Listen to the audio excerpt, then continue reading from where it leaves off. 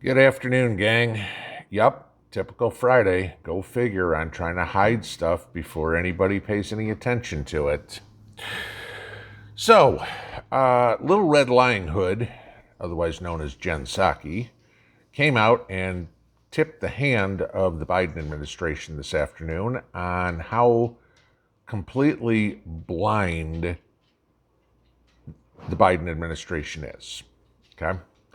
Now, for a week and a half ago, or a week and a half now, I guess, the rumors, the propaganda out there was that Russia was going to do something on May 9th.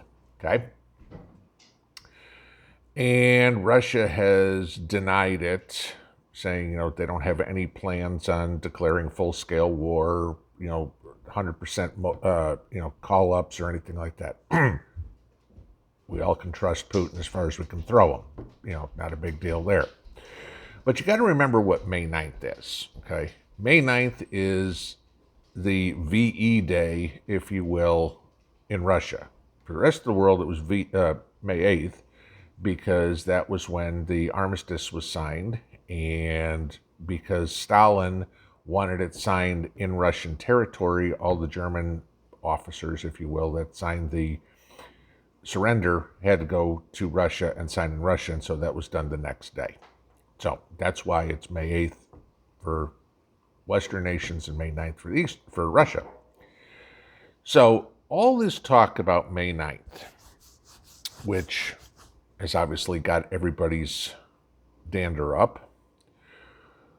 Good old Little Red Lying Hood came out today and said, Joe Biden will sign the Lend-Lease Act of 2022 on Monday, May 9th. Now, if you don't know what the Lend-Lease Act is, this is a new one. This was done during World War II. All right. The original one was signed by FDR, which permitted FDR to sell, transfer title, exchange, lease, lend, or otherwise dispose of to any government, any military equipment that the president deems is vital to the defense of the United States. Okay? It's basically anything. So this gives Biden carte blanche to send whatever military equipment he wants. He wants to send Abrams tanks, send Abrams tanks. He wants to send nuclear missiles, send nuclear missiles. This is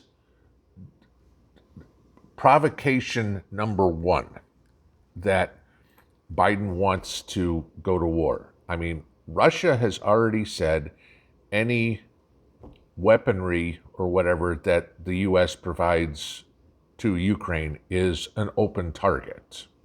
Not a big surprise there.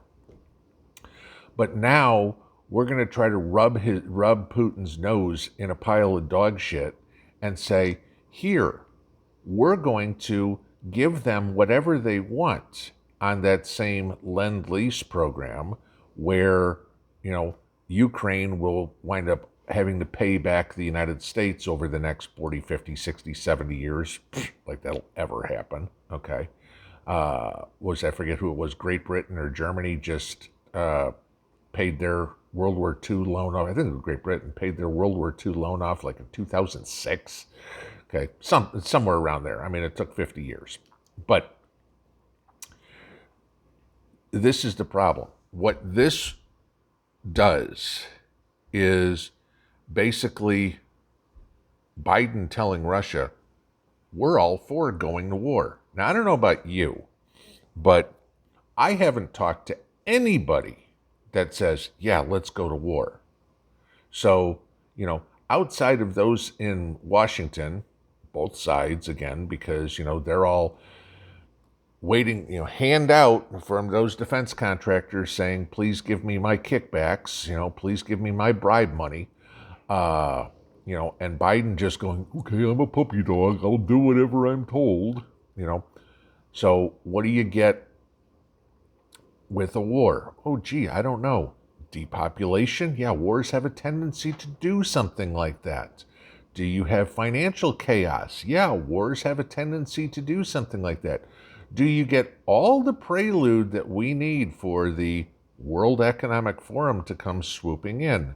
Possibly. Because remember what I've been saying for the longest time. The World Economic Forum, who Biden wants us to go, the entire Democrat Party wants us to go that way. It's not just Biden, okay? They want us on that side. The two obstacles are Russia and China. So if we can get into a war with both of them and somehow, some way come out victorious, if there is any sort of thing as victorious in a war these days, that just opens the world up for the World Economic Forum to go, let us come in and just do whatever the hell we feel like with your pronouns and your social credit scores, and we're going to do this with your money, and you'll own nothing, and blah, blah, blah. Yeah, okay. That's exactly where it's going. And this administration and all the politicians in Washington, again, both sides, are in this hook, line, and sinker. Okay, go back and look at any of the Davos forums and see who's attended. Both sides in the United States. This is where you get into this problem, okay? Because wars don't have a tendency to pan out the way people think they will. You want some examples? Oh, I don't know. Let's talk about the U.S. involvement in Vietnam. Oh, let's talk about the Russian involvement in Afghanistan. Oh, let's talk about the U.S. involvement in Afghanistan. I don't know. Those seem to be the three most recent wars that either Russia or the United States have been in. And combined, 0 for 3. Okay. Yeah, that's probably not a good idea for a maniac in Putin and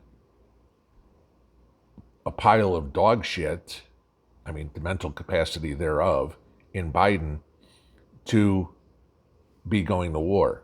Because I'll bet you this, neither one of Biden's nor Putin's kids are going to be in harm's way. Unless, of course, a missile is dropped on the White House or the Kremlin. If their kids are even there. Because if I'm not mistaken, Putin's kids are in Switzerland, and hell, I doubt that Moscow has every whorehouse, on their primary target list, because that's the only way they're going to find Hunter. But this is the problem. We've got insanity driving us toward insanity. But this Lend-Lease Act that we're now going to start giving weapons, leasing them, lending them, however you want, the nice, let's make it flowery language, right? To Ukraine. This is basically the U.S. thumbing their nose to Russia and saying, go ahead, hit me with your best shot. And to do it on May 9th, that is not by accident. That's trying to be the schoolyard bully going, come on, let's go. That's what this administration has got us into, guys. It's going to be, you thought it was a long, cold winter? It's going to be a hot summer. Well,